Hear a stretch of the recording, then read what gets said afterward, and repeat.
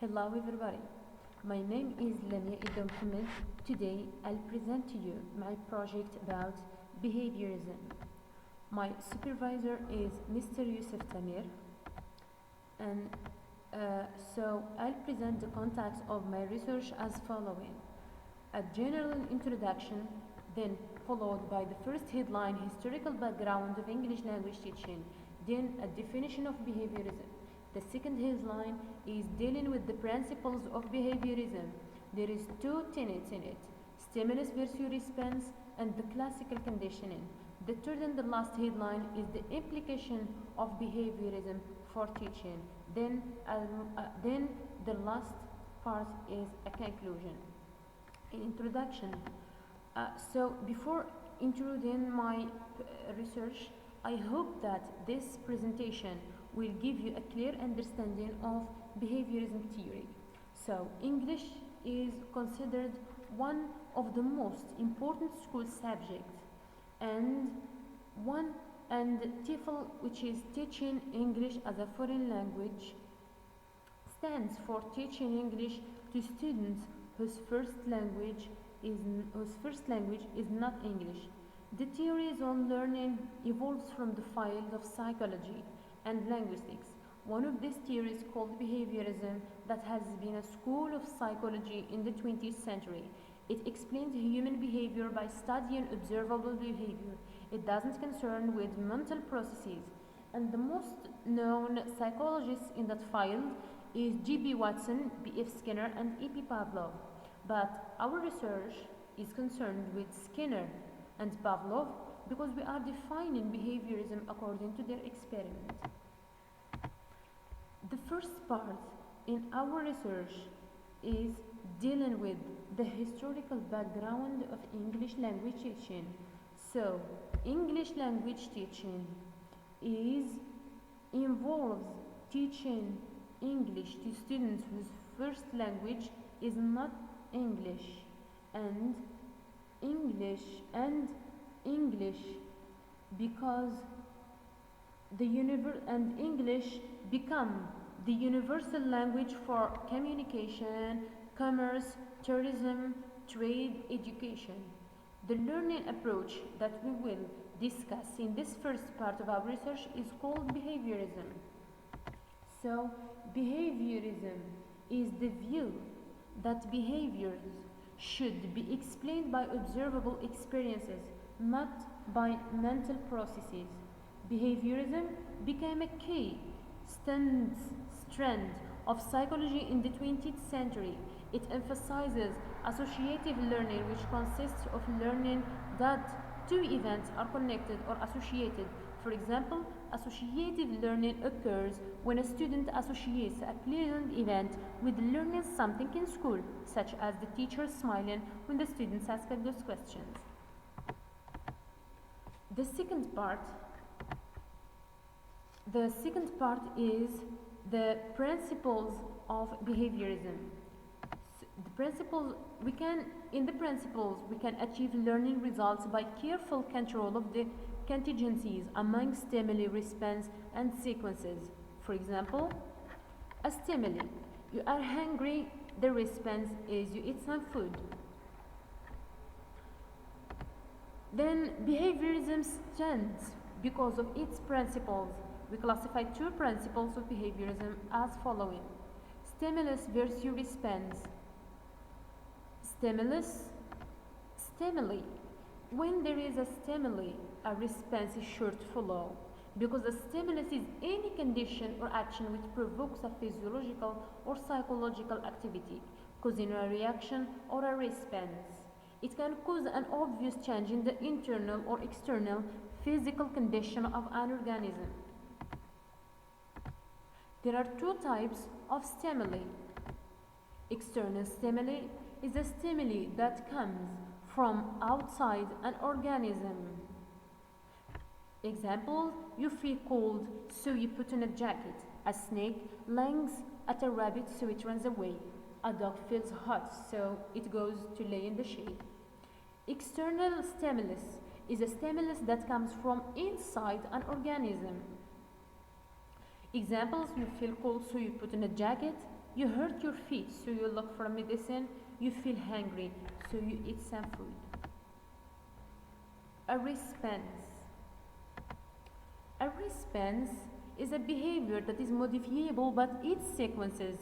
When behavior is modified by its sequences, the probability of that behavior occurring again may either increase or decrease. How the organism reacts to a stimulus and results in a change in behavior. Frankel said that between stimulus and response there is a space. In that space is our power to choose our response. In our response lies our growth and our freedom. Examples of stimuli and their responses. It starts raining, so you take out an umbrella. You are cold, so you put on a jacket. A dog is hot, so lies in the shade. Classical conditioning. Classical conditioning, also known as respondent conditioning. It refers to a form of learning that occurs through the repeated association of two or more different stimuli. In classical conditioning, a response that is automatically produced by one stimulus becomes associated or linked with another stimulus that would not normally produce this response. In classical conditioning, Pavlov distinguishes between four types: unconditioned stimulus, unconditioned response, conditioned stimulus, and the conditioned response. The psychologist that is known for this classical conditioning is Ivan Pavlov Petrovich, 1849-1936. So Ivan Pavlov is a Russian psychologist, first described classical conditioning in the 1899 while conducting research into the digestive system of dogs. He was particularly interested in the role of salivary secretions in the digestion of food and was awarded the Nobel Prize for Medicine or Physiology in 1994. Pavlov used those for his experiments.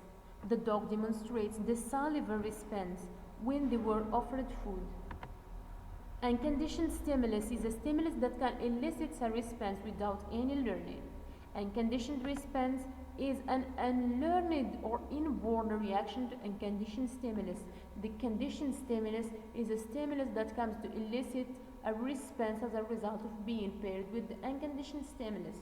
Unconditioned response is a response that is similar or identical to the unconditioned response that comes to be elicited by conditioned stimulus. We will explain Pavlov's experiments as following. So before conditioning, we present food that triggers salivation of the dog, which is unconditioned response. By adding a new neutral stimulus, it triggers no conditioned response. During conditioning, presenting the food with a neutral stimulus, it triggers salivation. So after conditioning, the result that we get is when presenting the neutral stimulus, it triggers salivation. In Pavlov's research, he uses an apparatus to measure the amount of saliva produced when a dog ate. The flow of saliva occurred naturally whenever food was placed in the dog's mouth, as salivation is an involuntary response. Generalization in classical conditioning involves the tendency of a new stimulus similar to the original conditioned stimulus to produce a similar response. Discrimination in classical conditioning occurs when the organism responds to certain stimuli but not others. Extinction in classical conditioning involves the weakening of the conditioned response in the absence of the conditioned stimulus.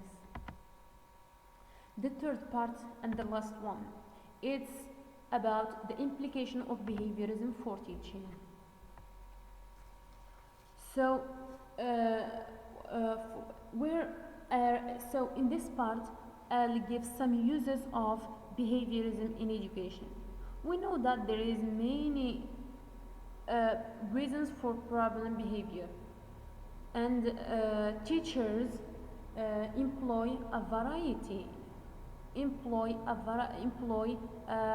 a variety of teaching methods that borrows from many learning theories, and that is applicable in classroom is include the behaviorism theory that focuses on learning through teacher instruction, and behaviorism is used in classroom.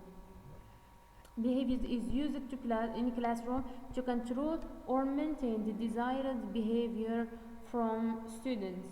Teachers uses behaviorism theory when they use consequences and punishment to achieve the desired behavior for that classroom.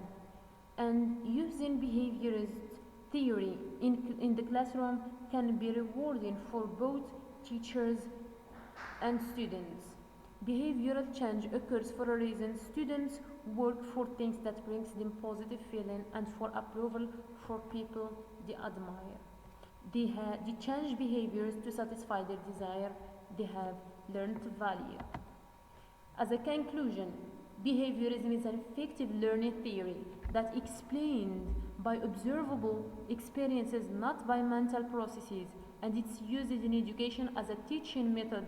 One can conclude that behaviorism techniques help students learn. Teachers use the behaviorism theory when they use consequences and punishment to achieve the desired behavior for that classroom.